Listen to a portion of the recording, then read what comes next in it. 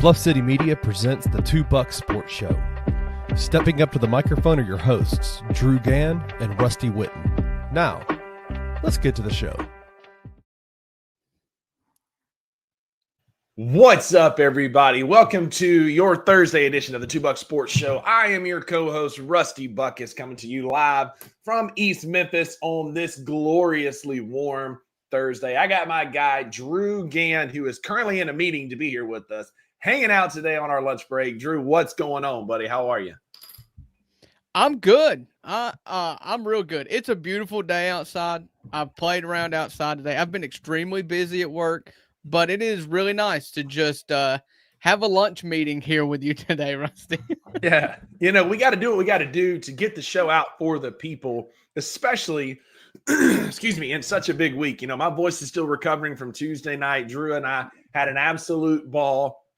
So much, in fact, that we're running it back Friday night, April 18th. Tip-off has now been set at 8:30. We're going to shoot to go live with a pregame show, 7:45, 8 o'clock. I know, man. Like, I was so hoping for an early tip. But 8:30 is 30 minutes math better than 9 o'clock, so hopefully that means we'll get done a little earlier. But yeah. Pregame show, 7:45, 8. Music bingo with Cerrito Entertainment. We're doing karaoke. The Memphis Showboats are going to be on. Uncle Buck, tell them how great it was Tuesday night, why they should come out Friday night.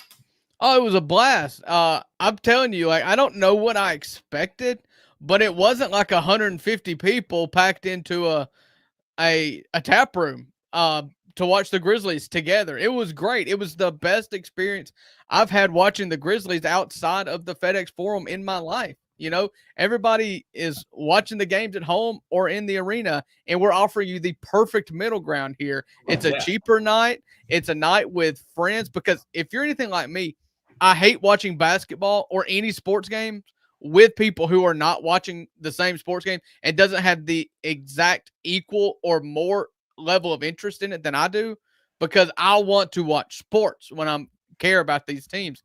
Yeah. That is what was provided Tuesday night at Ghost River Brewing Company. It was so much fun. It was a late night, but I guess that's one of the problems with being the furthest east team in the Western Conference. Oh, yeah, exactly. But like you said, man, it was packed right up until the final buzzer. We were all cheering, locked in, arm around each other. There were very few butts in chairs by the end of that game. And it was an absolute blast to be hanging out with y'all. So much, in fact, like I said, come back out Friday night. We're going to have a bigger crowd, more friends, because it's a Friday night. It's not a school night. We'll be able to hang out a little bit later. Again, live shows. It's going to be an awesome, awesome time. Cannot wait to see y'all there on Friday. Yeah, it's going to be a blast. And the only thing bad about the game about the time on Tuesday was that we got kicked in the nuts once again by the Golden State Warriors.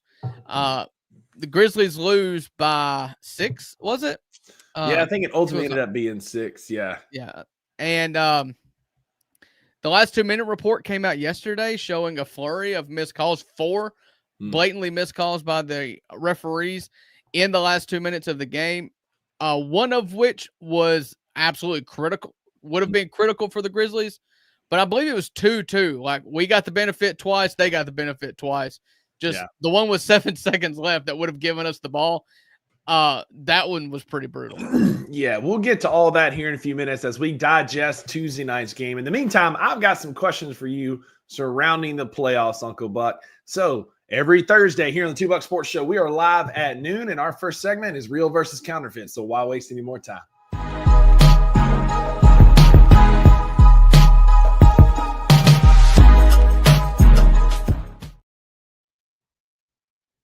That's right. The NBA playoffs are upon us. And so we have some matchups set. We're going to talk about the Grizz Warriors. We're going to talk about the Grizz Mavs here in just a few minutes, because there's some controversy around the Grizzlies and the Mavericks game, Uncle Buck, going on X right now. More to come. But we do have some teams that are already locked in, right? So we can start in the Western Conference, because that's the one that's going to impact us the most. We've got the 2-seeded Houston Rockets taking on the 7-seeded Golden State Warriors as a result of that awesome play-in game. And like Wayno said in the comments, it was a kick to the nuts, but what an incredible basketball game it was to watch. So, Drew, Real versus counterfeit. The Rockets should be on upset alert. Absolutely. I mean, Vegas came out and said, I think the Warriors came out as like minus 210 favorites to win the series. Absolutely. It's the same reason why I've been saying since they traded for Jimmy Butler that this is going to be a problem. You know, Draymond is not the same Draymond, although very good. They don't have Klay Thompson anymore. They're not even playing Kuminga. And so it was just a Steph Curry show. And as stellar and impressive as a Steph Curry show is, if he's all you've got to worry about, you saw what that was earlier in the season. Well, then they traded for Jimmy Butler. And if nothing else, Jimmy Butler just takes a little heat off Steph Curry, and they have been lethal since that time. They had a massive screw up in that San Antonio game that forced them into the play-in, but that team is still good. And I believe that Houston is going to have problems with Golden State. I don't know that I see it more as 50-50, but in a 2-7 matchup, it shouldn't be 50-50. For sure. Dylan did poke the bear. Dylan did poke the bear. Called out the Warriors today. Dylan is never going to change. I hope he stays the exact same. And we're going to see an incredible matchup. You've got the young, up-and-coming Houston Rockets who are super athletic. They embody their coach, Ime Udoka, really well in aggressiveness and intensity. And they play really hard, but they don't have their playoff scars. It's been the same thing we've been saying about the Grizzlies, the same things people are saying about the Warriors is they haven't done it yet. And they're facing a juggernaut, the playoff giant. The Warriors have 4 rings. Sorry. Yeah. The Rockets. I'm thinking about the Warriors. The Rockets have got to get their scars, and they're facing the juggernaut Warriors, the giant Warriors who have been there before. They've won titles. They've defeated LeBron. They've done all the things. And I think it's going to be an interesting matchup. But, yeah, Vegas has got them as a 2-1 favorite over the young Houston Rockets. And I think that's the right call. That's going to be an incredible series from an athletic standpoint. I think there's a really good chance that that's a great, great series. Yeah, I mean, there's no doubt about that at all. It's one of the ones I'm most excited about, if I'm being honest with you. Mm-hmm. Yeah, for sure. Up next, we've got the 3-seeded Lakers facing the 6-seeded Wolves. Drew, real versus counterfeit. The Wolves are going to get swept cleanly in this series. I would say that's probably counterfeit. I think these two teams have. They're two really good teams and two teams that I would not want to play if I were the Memphis Grizzlies. And so I guess wish granted.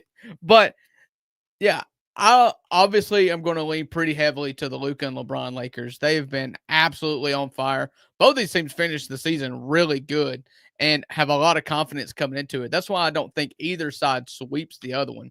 If anything, if you're looking at the 3-6 matchup, the 4-5 matchup or 2-7 matchup rather that this feeds into. I think both of these series go long, and both teams coming out the other side, it may be a disadvantage for the older teams that are the Lakers and the Warriors in the second round. They're going to probably come in and be a little bit sore because I think the Lakers and the Timberwolves are going to go long, and I think the Warriors and Rockets are going to go long. Agreed. I think that Julius Randle has been on a career resurgence lately. Thanks for being patient with us there. I had to put Uncle Buck up for a second. I'm old. I'm still recovering from the watch party Tuesday night. Voice is starting to crack a little bit, but this is going to be my Jordan flu game. We're going to push through it because we have another watch party coming up this Friday night. Tip-off's 8:30. Come hang with us at Ghost River Brewing Company on South Main. But Julius Randle has been playing better lately, Drew. At some point, he's got to come back down to earth, right? He'll come back to the old Julius Randle of old, or are we going to continue to get good basketball out of him? If there's one thing that's always true about Julius Randle is he is hot until he's cold, and when he's cold is when you need him the most.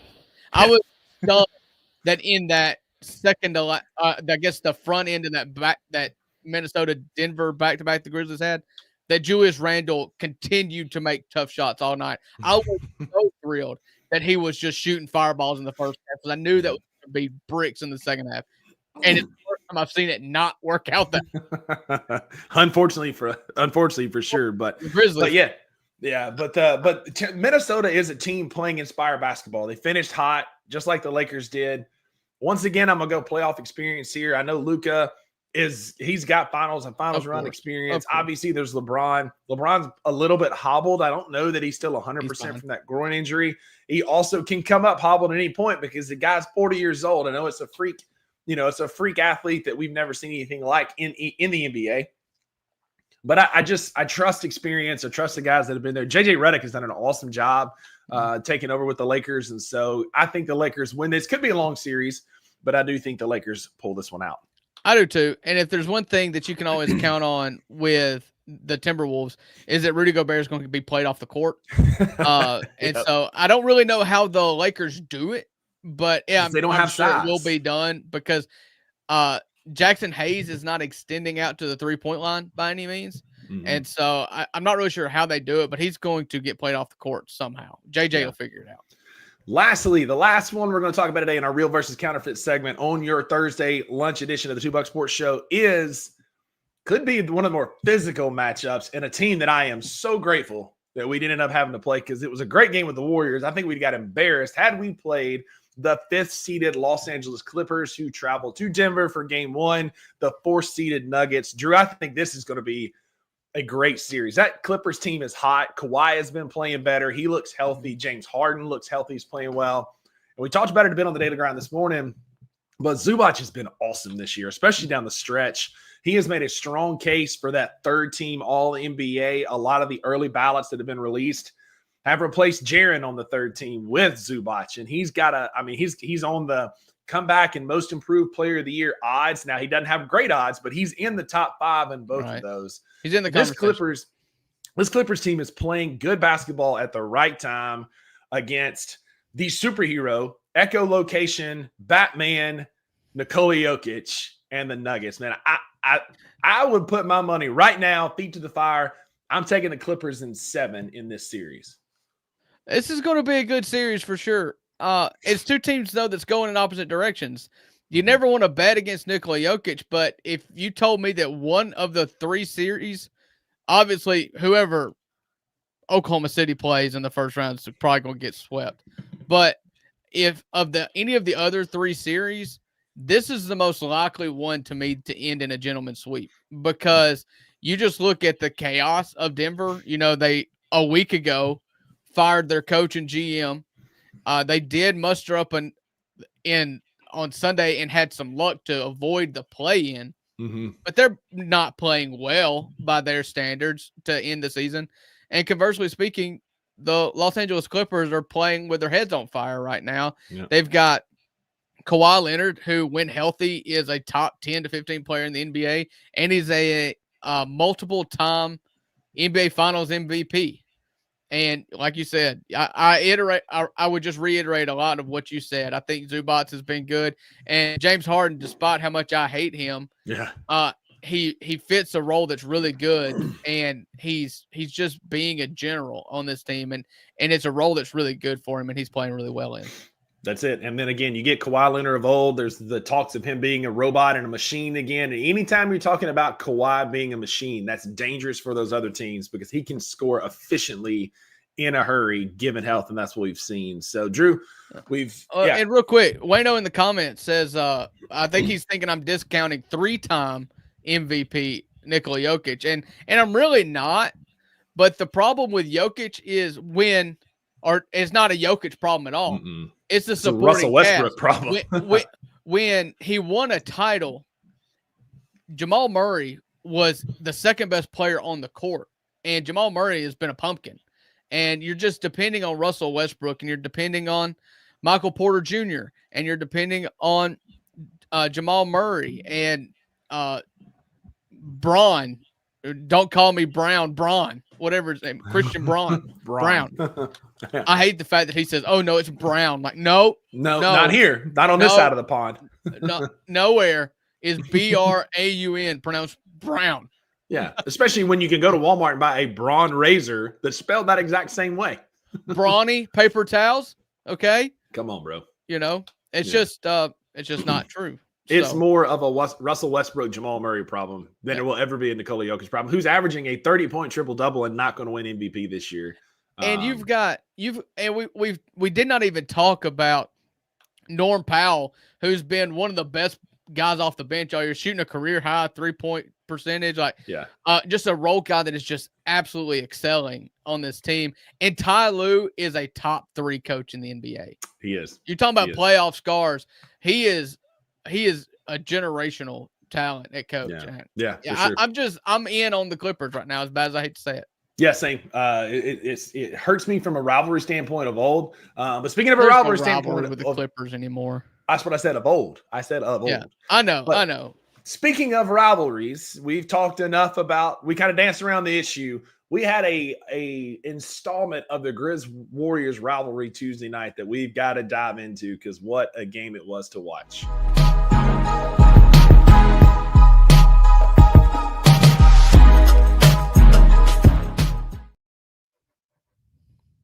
Yeah. So at the watch party, I alluded to it earlier. I jumped the gun. I'm sorry. You were excited. It's good. I'm excited. It was a good party, and I wanted to talk about it.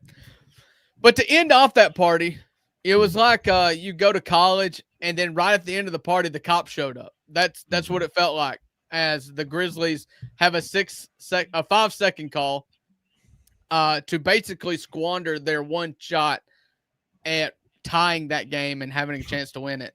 So it's just another kick to the stomach. Very sad leaving a very, very fun party. Yeah, it really was, especially for the Grizzlies to do what they did, right? We were down 20 in the first quarter. Again, we are the $2 Sports Show, live every Tuesday, Thursday at 12 noon right here. Love City Media YouTube. If you're in YouTube, give us a comment. Tell us where you were watching the game Tuesday night and where you're going to watch the game Friday night. But it was especially tough to watch them go down by 20 and then just scrap all the way back into that game because, we played freaking hard, man. From Scottie Pippen Jr., Ja and Dez were having great games. We'll talk about Jaren in a few minutes. Zach Edey, for some flaws, he had a good game for a rookie in a high-leverage situation like that. What a game that was, only for us to go home dejected because you could feel it, Drew. There was a buzz and an energy with about a minute left in that game, and then it all came apart, and you could just feel the angst. And then when the game ended, it just deflated. It was such a rough ending to a beautiful party. So let's start there. Scottie Pippen Jr., man, what an incredible defensive effort we got from him. Yes, Steph got his buckets, especially late. But I think that's a big testament that we missed Jalen Wells' defense. But Scottie Pippen Jr. was on him all night long, keeping Steph pestered and busy. And so I want to give props to a guy who I was a little bit slower on signing than you were, for having a big game in a high leverage situation. Yeah, Scotty was good. Everybody more or less played well, with the exception of Jaren. Jaren was kind of a pumpkin. And that sucks to see, and I don't want to dwell on it too much, but because Ja was amazing. Desmond Bane was amazing. Scotty did exactly what you asked of him to do. Edey did exactly what you needed him to do. But you just got less than what you needed from Jaren, and you needed all three. And I feel like that's going to be the story of the whole season, whether it be because of injury or coaching, some would say, or whatever. You've just never been able to unlock all three at the same time. And you did it again when it mattered the most against this Golden State Warriors team that is really, really good. Better than the 7 seed, if we're being honest. For sure. And you had to play perfect because you were playing the Warriors and you were playing them on the road. And Jaren just was not. Yeah, he was not. And Zach Edey's gotten a lot of heat this week. And I do want to talk about this new invention I've come up. It's called Keep the Ball High. And Zach Edey's going to spend all summer with a trampoline around his chest. So anytime his arms come down, they're going to bounce right back up so he can get used to being in this position.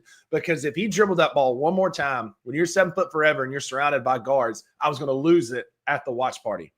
But he finished with 14 and 17. He, for a rookie in that situation, asked to guard Jimmy Butler, asked to get big minutes because of a BC injury. Zach Edey played well, considering, just like Kurt said, Kurt, thank you for being here, buddy. This is his 7th season of organized basketball, and he's showing flashes of greatness already. Yeah. I hate the he's only been playing basketball for 7 reasons, as if I'm supposed to care. Like, be good or don't play. I don't care. Like, if it was your first season playing organized basketball and you were awesome, I wouldn't care that it was your first season. So I don't really care that you suck and it's your 7th season. It's because you're a curmudgeon. That's what it is. So I just want good basketball players. I don't want to. He's a good basketball player. He's fine. If anything, at this point, I'm just mad that he's a talking point at every single game, because he is at best like the 5th or 6th best player on this team, and we talk about him as if he's John. Like, he just occupies too much conversation at this point. Like, I blame a lot of that on your coach. No, he didn't play him. I mean, exactly. So now he's playing and he's being awesome, and we're like, where's he been all year? Oh, that's right. TJ was being petty and not playing him. Yeah. To me, you've got to have more out of Jaren. But if you boil this down, and if you think about, if we put ourselves going into next season and we think back, and if we lose tomorrow night, then this is it. And what will we talk about that Golden State game being a close game and whatnot? I feel like we're going to talk about Ja rolling his ankle, and it's extremely unfortunate. But with 6 minutes left in that game, or however long it was, maybe it was in the third. He come back in the fourth quarter. It was in the fourth. No, it was early fourth, late third. He came back in with like 5 minutes to go in the game, but he was clearly hobbled.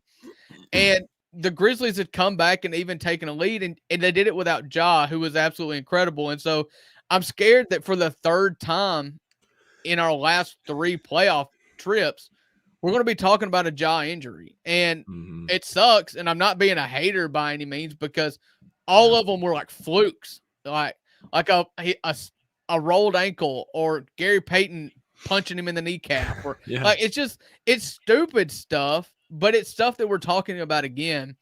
And I just think for the third time, we're talking about that game totally different if Ja can play 39 or 40 minutes like Jaren and Desmond did. Yeah, agreed. And it's just unfortunate that's what's going to stand out, because Wayno's right. We were on a run. We were playing really well, and he happened to land on a foot and roll his ankle in a closeout situation. It's another unfortunate, like you said, Jordan Poole or grabbing his knee, Gary Payton punching him, a ball being thrown at his ankle. Like, we've seen some freak things happen that have taken him off the court. And I just hate that that's going to be the cloud that's over that game, because you can say, like, if Ja plays those extra minutes, like you said, we're having a different conversation today. We're getting ready for Houston. You can say the same thing about Brandon Clark. Brandon Clark was sorely missed in that game. If Brandon Clark plays on Tuesday night, we're getting ready for Houston.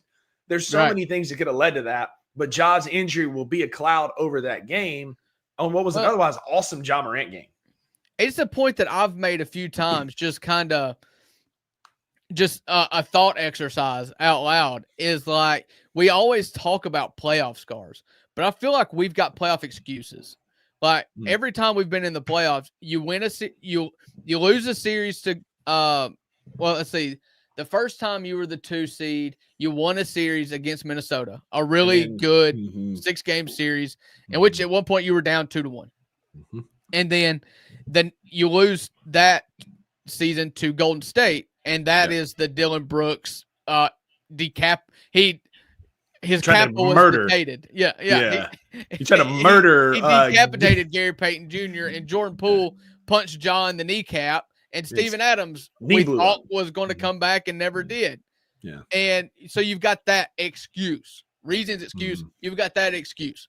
And then the next year you catch the Lakers coming out of the play-in game, and Ja gets hurt again, and Steven Adams is still not playing. And so you've got that excuse. Yeah. And then the next season you have 33 players make an active roster appearance, and Ja plays 9 games, and the only person that plays all season is Jaren.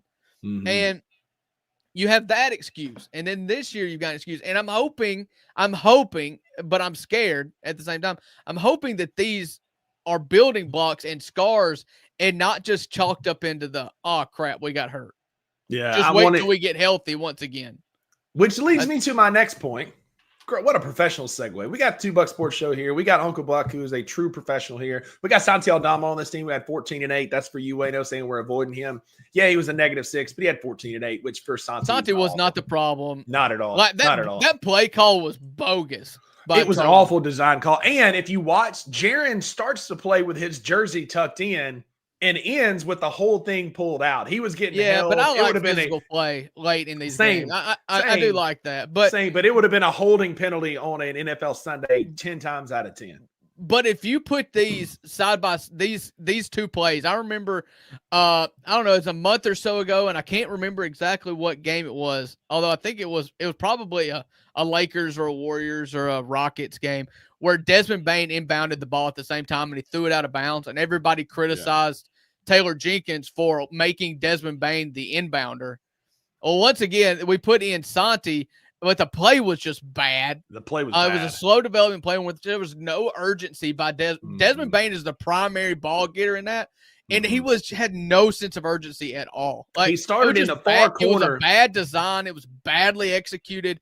And Santi cannot hold the ball for 5. You just got to throw it at the rim or something. Yeah. You can't just hold it. But, I mean, it was just bad all the way around. Desmond started in the far corner and was at a light trot trying to get to the top of the key. Luke was open for just a second. He started at the top of the key and was screened to throw a cross-court pass to the corner. Got there, yeah. And when the whistle blew, he was coming off of the screen. I'm like, you had Luke open for just a second, but he wasn't the primary option. Either way, it was a bad play. Luke's not going to shoot it either. No. Which leads us to Friday night's game. Watch party April 18th. Tip is 8:30, 827 South Main Street. Ghost River Brewing Company. Old Diamond is going to be there. Cerrito Music Bingo is going to be there. It's going to be an awesome, awesome time to watch us play the Mavericks in the final of the play-in tournament. Drew, there's been a lot of talk on X. You and I had a chat after the game on Tuesday night, heading back to my house as we're trying to figure out what to do with the game Friday night. I am 100. I'll give my opinion first because I've been pretty vocal about it so far, and then I'll concede the floor. We'll talk about it. But I am 100% team win Friday night. You go out and you play to win the game. Loser mentality, but gets more loser mentality. Like, you can't overcome that. See Charlotte, see Chicago, see Washington, see Utah. Like, Utah drafts a bunch of white people too, according to X.com today. I saw that today, and maybe half their problem. But you've got loser mentalities getting more loser mentalities. And so if you go out and you lose the game, then that's just like tank it and lose on purpose. Now, if you go out and you play hard and AD just has a monster game and Klay Thompson taps into his 22-year-old self and you lose. Like he did last night. Like he did last night to finish with 23 points. You lose, it is what it is. But if you go out and win, like, the prospects are bleak, right? Yeah, you're playing Oklahoma City, the hottest team in the world, one of the best basketball teams in the NBA, who also doesn't have playoff scars. I'm not sitting here saying that we're going to win that series by any means, but I also don't see why we couldn't push them a little bit after they've been sitting and resting this entire time. Yeah, we're banged up a little bit. Ja's banged up a little bit. We don't have BC. We don't have Jalen Wells. I see the writing on the wall. I'm an optimist by nature, but I understand how that series goes. But you can't be the same guy that says, go lose and get the lottery pick and hope you can get Cooper Flagg or trade that for a Kevin Durant. And then next year be belly aching and moaning about not having playoff experience and scars of being an inexperienced team. For me, you just go play basketball. You win the basketball game, you get in the playoffs, you see what happens, you get your bumps and bruises, and you play winning basketball. I never want to be associated with a team that's like, well, we're just going to fold it in and we're going to lose tonight. I don't want that. Okay. So, whereas I think I agree with you all that. I'm anti-tank just as a rule. This is not quite tanking to the level of Charlotte and Utah, and this is more positioning, and I get it, and I'm more or less torn on the issue. I'm just going to shoot straight with you because I do want to win. I do want to see this team in the playoffs. I do want to get playoff scars, quote unquote scars. However, playing the Oklahoma City Thunder for 4 games may result in actual scars. Okay, like gashes. Like, we have played them 4 times. The average margin of victory is 19.5 points.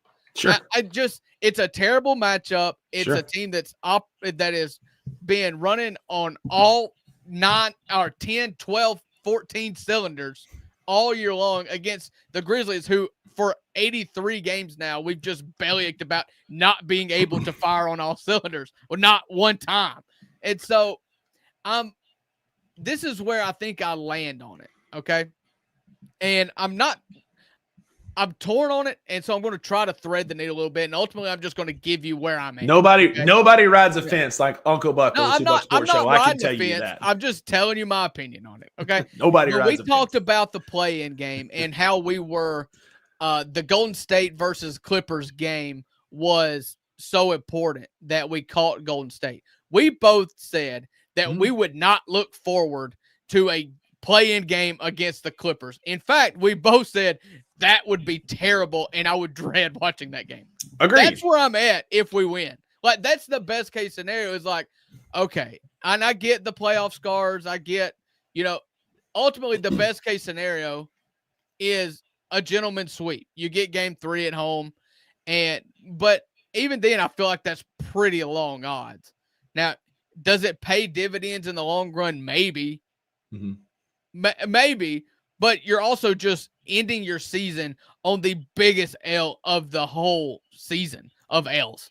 Or you end on the biggest L of all L's by not even making it to the playoffs because you get bounced in the play-in game after being the 2 seed at the end of March. We were the 2 seed at the end of March. Like, to me, missing the playoffs makes this season an abject failure, which we talked about in the offseason, that was the benchmark for Taylor Jenkins, right? You missed the playoffs, you're done.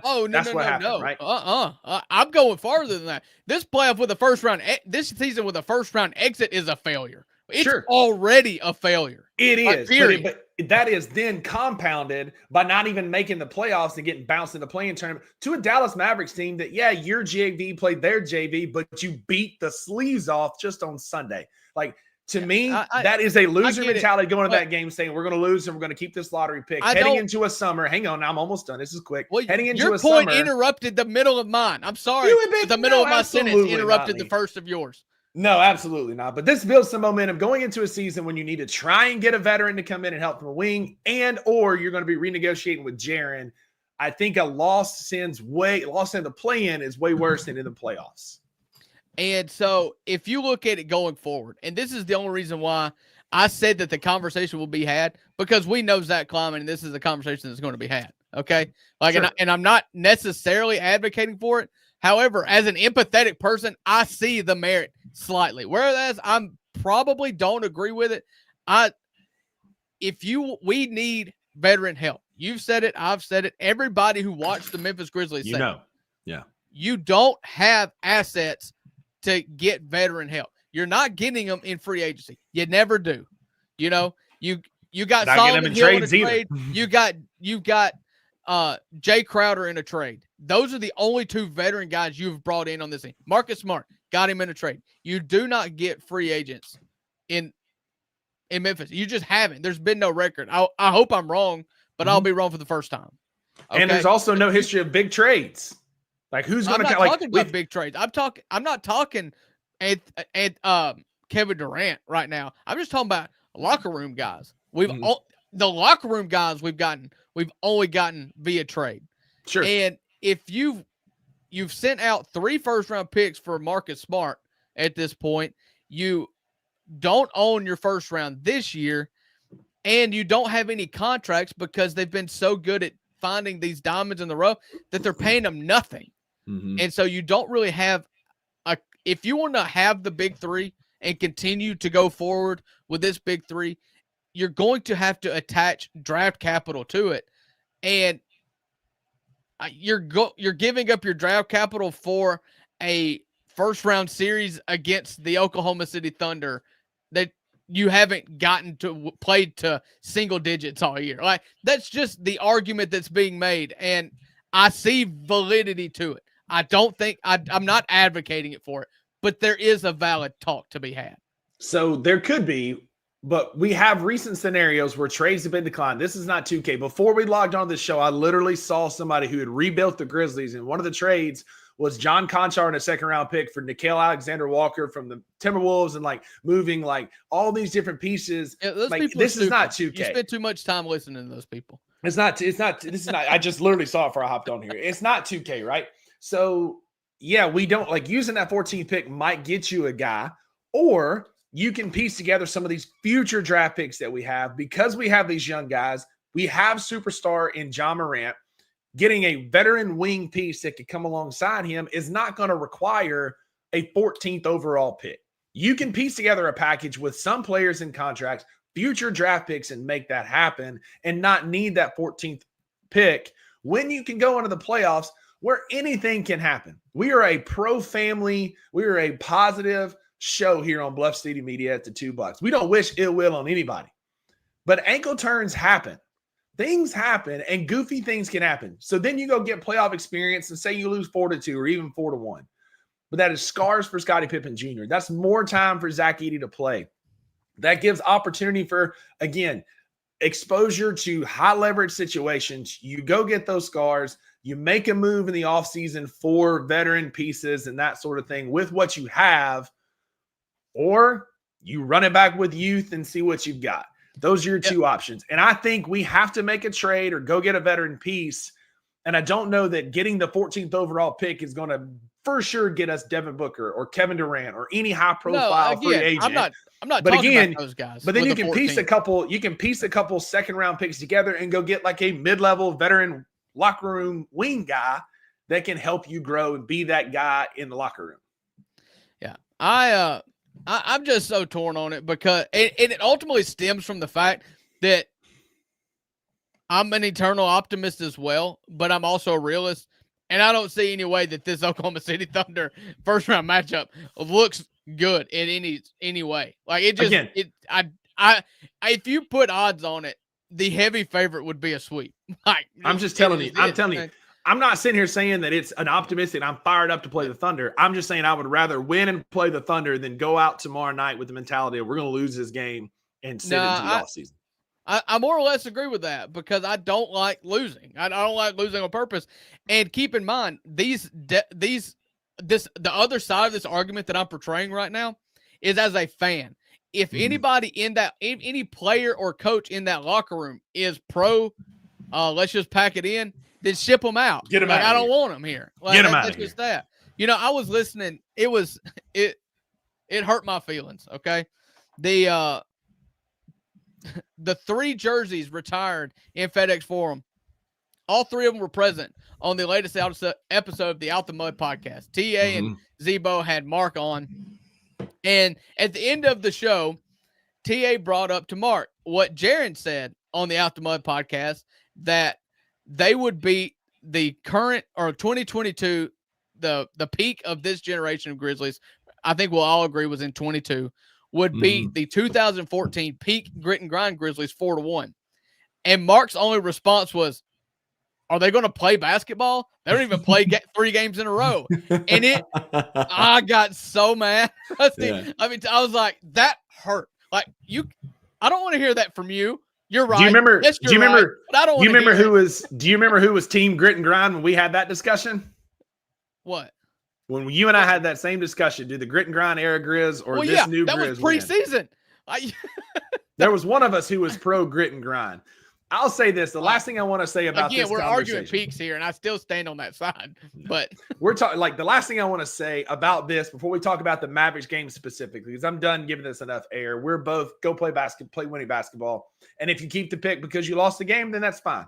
But a wise man on X today, Kenny_BCM, our boss here at Bluff City Media, tweeted this out. If y'all are out here saying that the Grizzlies should tank this Mavs game for a draft pick, then y'all better never celebrate. Don't duck this. We ain't ducking no smoke. We're running up the chimney. We don't bluff ever again, because you are running down the chimney. You are bluffing. You are copping out if you're cheering for this team to lose. And I never want to hear that again. The odds are stacked against us. It's Memphis versus everybody. As always, go out and win the game Friday night and let basketball play out. You play to win the game, and you go play to win Friday night. Running down the chimney this season? John Morant when Taylor Jenkins was the coach. You want to blame anybody for being the 7th seed, being in this position, is the fact that we didn't play basketball. And we didn't play some of our best players. And we didn't play our best players enough.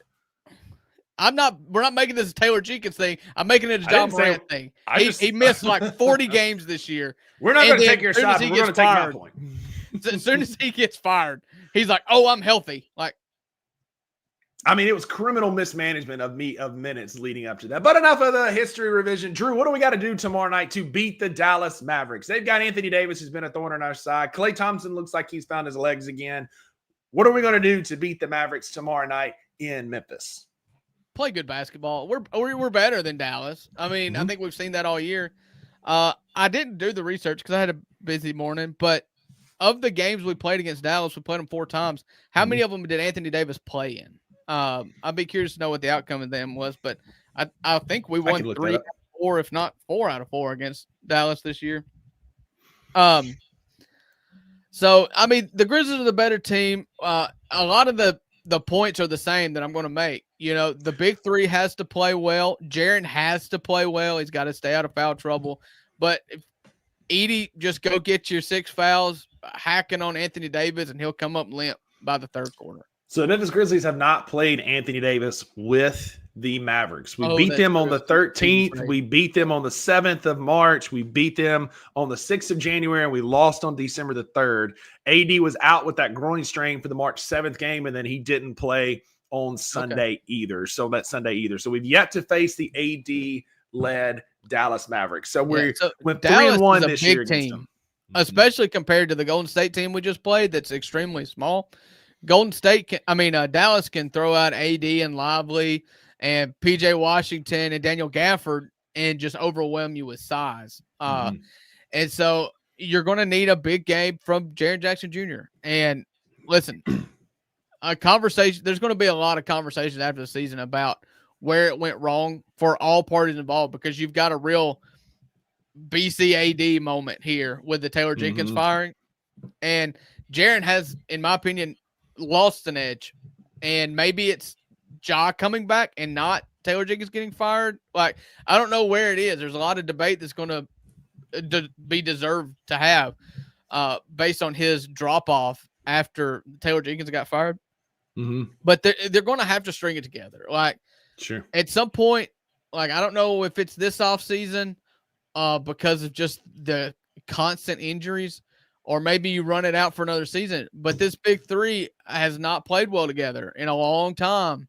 And when you're talking about adding assets and getting a veteran team, your best asset, if you decide to make a move, is one of the 3 of those. That's how you really, if you really want to press reset and jumpstart a new era with competitive basketball, the right trade of one of those is the way that you can get the most for, I guess is what I'm saying. You're absolutely right. That's how you're going to know if this team is in full rebuild blow up mode, and one of those guys for the right piece instantly makes you more competitive. But it's a hard conversation to have because they're homegrown. It would be a first time in franchise history we've ever made a trade like that, outside of the Pau Gasol trade where we moved a massive piece like that. Rudy was at his peak. We can disagree on whether he fit, but he was at his peak of power. He was when they traded him. I guess he was. He was a shooting guard who couldn't shoot. My guy would get 22 points on 6 for 38 shooting. But anyway, that's Lamar Stevens numbers. Yeah, it's unlikely because that was the last one. This regime has never made that kind of trade under Zach Kleiman. No. And we're a line item on Robert Parra's P&L. So I don't know that we're going to do something like that, but that's how you would do it.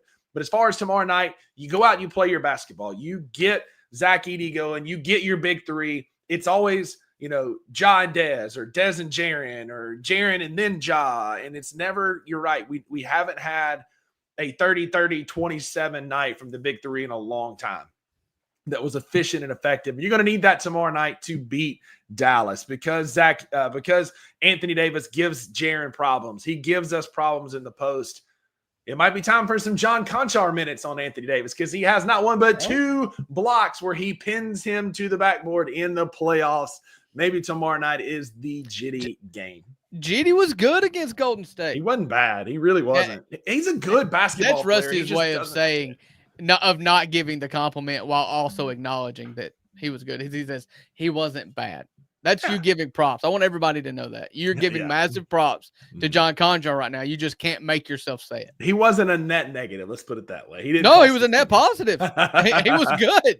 Yeah. Like, it's And DG hadn't been in the show the entire time, and then right at the last minute, did someone say "Giddy for the city"? Soon it's like the bat signal. Like he is sitting in his home, and anytime John Contrar's name is mentioned, he like teleports. He's right there. Did somebody say "Giddy"? Like somebody said the word. I mean, this team is ravaged by injuries. It was mismanaged by the front office. It's mismanaged by the coaching staff, and then it was ravaged by injuries. Yep. Don't for a second think that Giddy getting minutes at this point is a problem because Luke Kennard refuses to shoot the ball. You say Giddy 3 times on the show, DG appears. You're exactly right. Giddy. That's going to do it for the it's definitely going to do it for the $2 Sports Show on your Thursday edition. Thank y'all for hanging with us. We are live every Tuesday and Thursday, 12 o'clock, right here on Bluff City Media's YouTube channel on X.com. Thank y'all for being here. Give us a like, subscribe while you're on YouTube. Come to the watch party, April 18th, tomorrow night. Tip-off's at 8:30. We're going to get there 7:30. I don't know. Details will come out on social media. But we'll be there hanging out. Go be a friend to somebody who needs a friend today. And Drew, you always get what you pay for on the $2 Sports Show. That's right.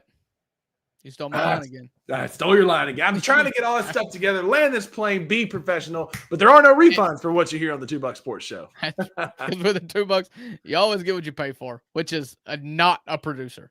Not a producer. 2 rednecks. Go Grizz. Thank you for listening to the $2 Sports Show. If you enjoyed this episode, leave a rating and a review wherever you download your podcasts. Also, like and subscribe to Bluff City Media's YouTube page. For comprehensive coverage of all things Memphis sports, head over to www.bluffcitymedia.co and find out how you can become an insider. We will see you back here next time.